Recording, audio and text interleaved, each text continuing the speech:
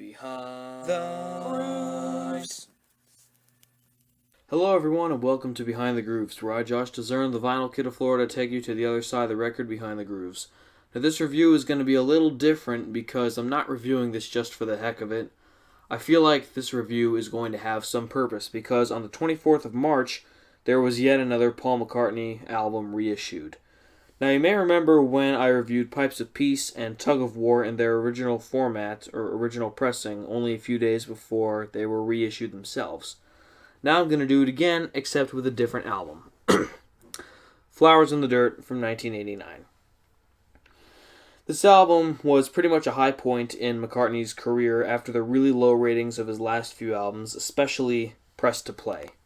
But one thing that really makes this album even more iconic and special is that Paul McCartney worked with Elvis Costello on some songs on here, and even had David Gilmour from Pink Floyd play guitar on the song We Got Married.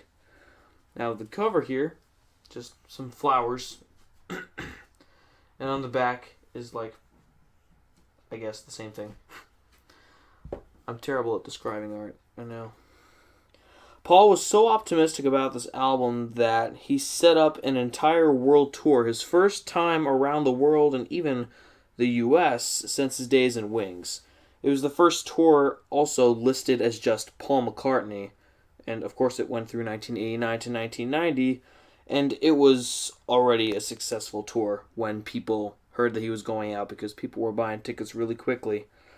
In fact, in Tampa, he stopped to play at Raymond James Stadium. I know, it's crazy. Well, back then it was Tampa Stadium, but now it's Raymond James Stadium.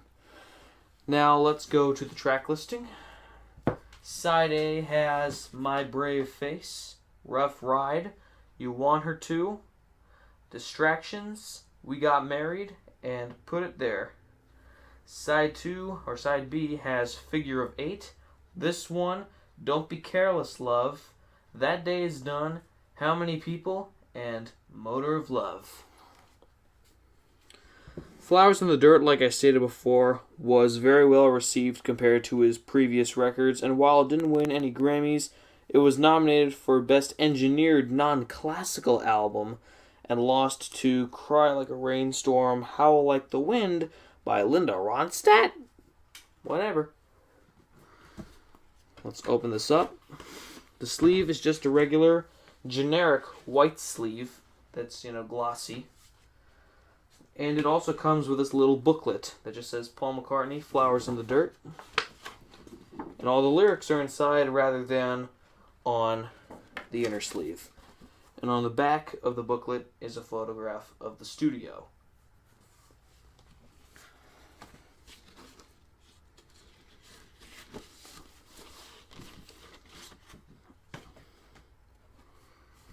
So here's side A.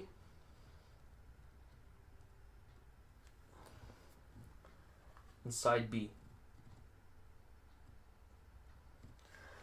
So thank you very, very much for watching this Paul McCartney review. It means the world to me that you take a few minutes every day to watch a guy like me review the original pressing of an amazing record such as this.